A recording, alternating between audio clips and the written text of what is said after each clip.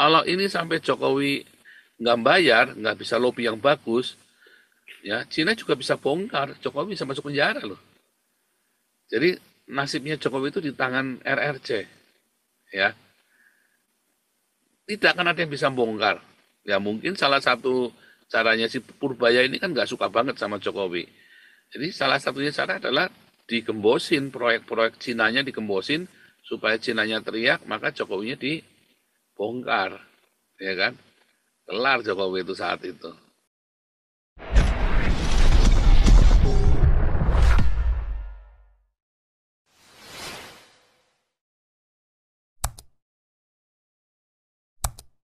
Tentang kekristenan dan tentang Israel, ya. Kalau apa yang saya sampaikan, apa yang saya nubuatkan itu belum meleset sampai dengan hari ini. Ya. Kalau Anda lihat tadi ya, ini kereta wus ini contoh nih kita anyway ya kita belok dikit dan tentang kereta wus. Kereta wus ini utangnya banyak, ya. Utangnya banyak, hati-hati. Cina juga nggak main-main loh. Cina itu kalau sudah nagih utang itu kamu bisa habis loh. Ya, siapa yang mau nanggung? Negara Purbaya sudah bilang nggak mau, ya kan? Kenapa? Kalau nanggung lagi bangkrut langsung dalam hitungan minggu malah. Kalau sampai negara ikut nanggung utangnya kereta wus lagi yang berapa puluh triliun itu ya, habis loh, habis. Kereta wus ini adalah proyek rugi, proyek yang salah dari ya, proyek salah, proyek rugi. Harusnya dulu tetap sama Jepang, ya. Nah, tetapi kalau sama Jepang kan nggak bisa korup. Kalau sama Cina, maka Jokowi bisa bikin komisinya ada di Cina, uangnya. Di rekeningnya di Cina. Jepang nggak mau. Jepang nggak mau. Kalau Cina mau bisa. Kamu dagang ya bisnis dengan Cina. Oke, aku dapat uang ini ya, under table money-nya. Amplopnya taruh di Cina. Jadi Jokowi itu uangnya di Cina banyak. Ya, korupsinya dia begitu caranya. Jadi kalau Anda cari cari uangnya Jokowi, korupsinya Jokowi di Indonesia tidak ada, tidak akan ketemu, tidak akan ketemu. Percaya saya tidak akan ketemu.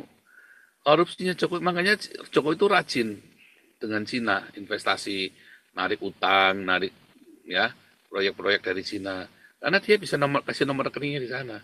Siapa yang bisa, kalau ini sampai Jokowi nggak bayar, nggak bisa lobby yang bagus, ya Cina juga bisa bongkar, Jokowi bisa masuk penjara loh. Jadi nasibnya Jokowi itu di tangan RRC, ya. Tidak akan ada yang bisa bongkar. Ya mungkin salah satu caranya si Purbaya ini kan nggak suka banget sama Jokowi. Jadi salah satunya cara adalah digembosin, proyek-proyek Cinanya digembosin supaya Cinanya teriak, maka Jokowinya dibongkar, ya kan? Kelar Jokowi itu saat itu.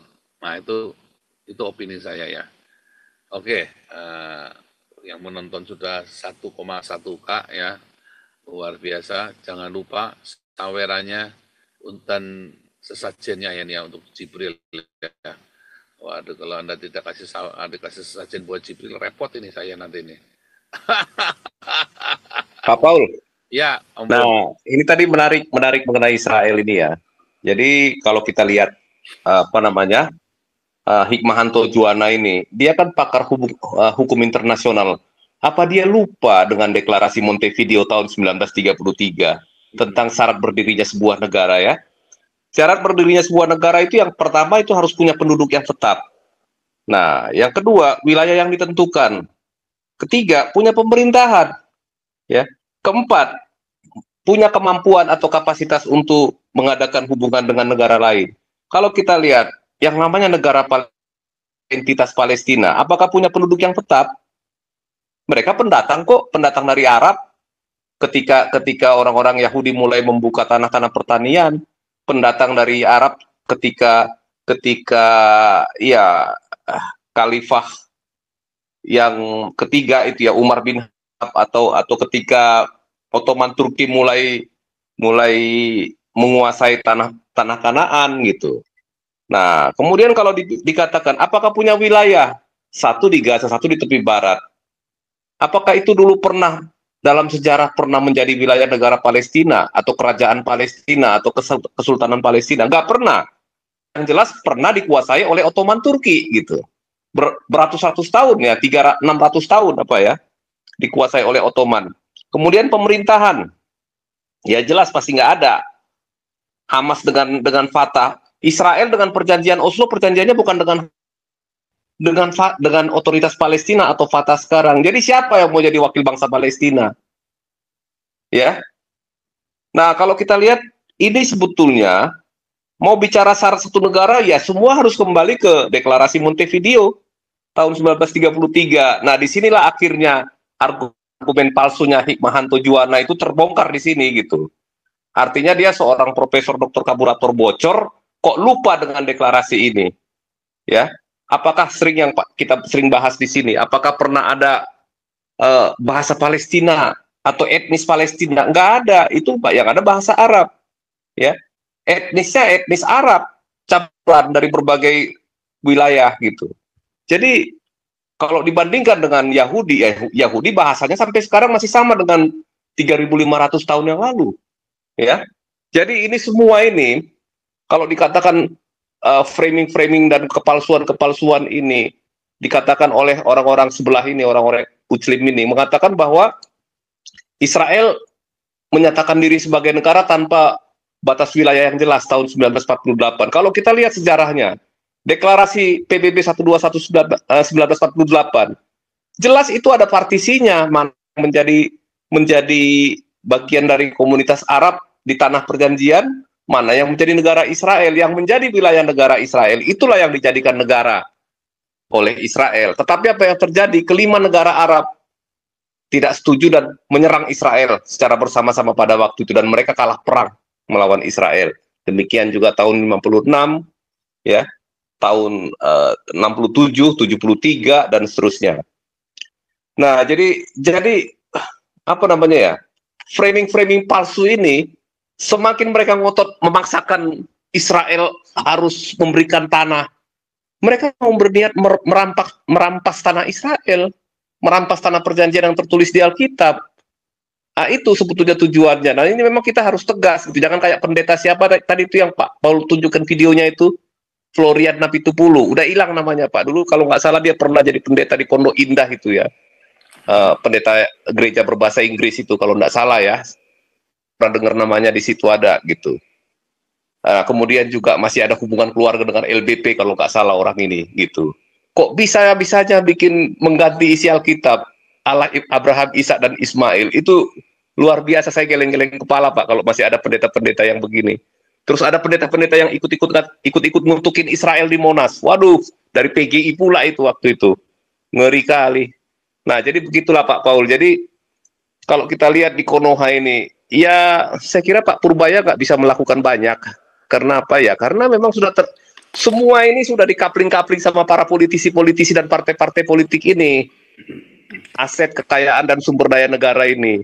Baru Purbaya ngomong sedikit, PDIP teriak. Wah, berarti ada sesuatu di belakang itu.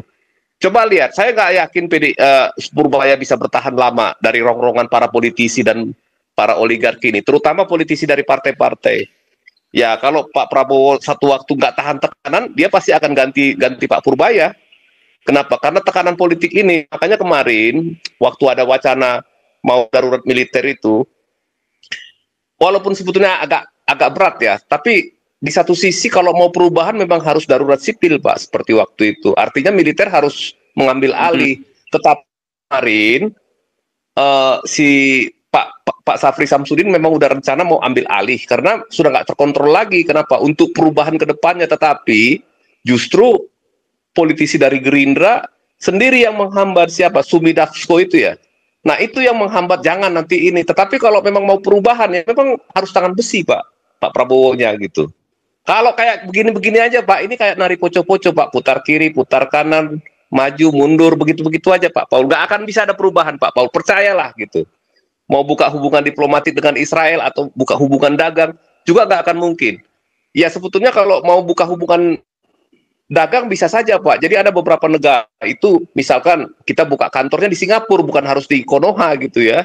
Buka kantor di Singapura, join beberapa negara gitu ya. Mungkin kantor perwakilan dagang dulu, atau kantor katakanlah bukan kedutaan atau perwakilan dagang dulu. Biasanya kayak begitu Pak, bertahap dulu itu biasanya. Tetapi saya kira mungkin buat Konoha lebih baik memilih bangkrut dan hancur habis-habisan daripada sejahtera. Kenapa? Demi menghancurkan Israel. Saya kira Konoha pasti mindsetnya masih seperti itu. Nah, saya ingat juga tadi Pak mengenai masalah kereta api cepat. Pak Paul udah pernah menyinggung ini kira-kira 2 tahun yang lalu ya. Nah, 2 tahun yang lalu, bahwa uangnya si Mister ini ada di Cina gitu ya. Dulunya saya nggak percaya Pak Paul, tapi lama-lama saya sekarang percaya Pak dengan apa yang kata Pak Paul dulu gitu.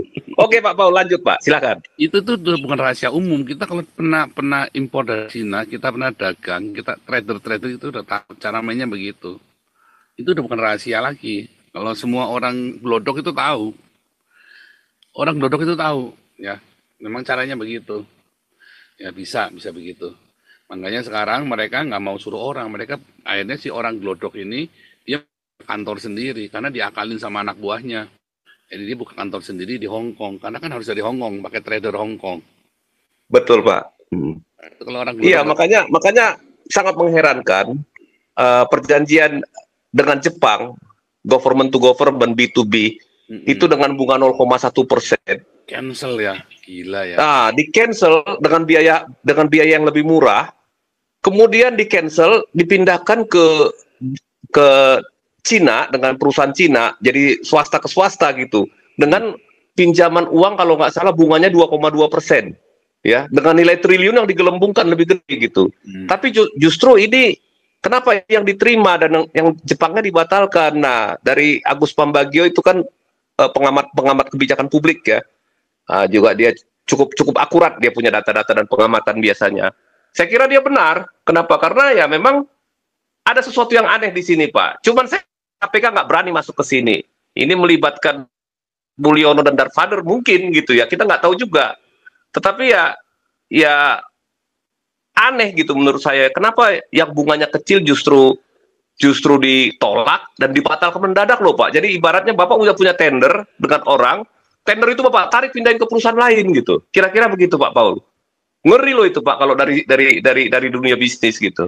Parah kan? Tapi ya itu yang terjadi Pak Paul. Oke, silakan Pak Paul. Oke. Ini tadi saya ada, ini Pak Teddy dulu, Pak Teddy mungkin ya, atau Bu Ellen, ada yang mau komentari nggak? Saya mau putar video lagi nih. Tapi kita kasih Pak Teddy dulu atau Bu Ellen.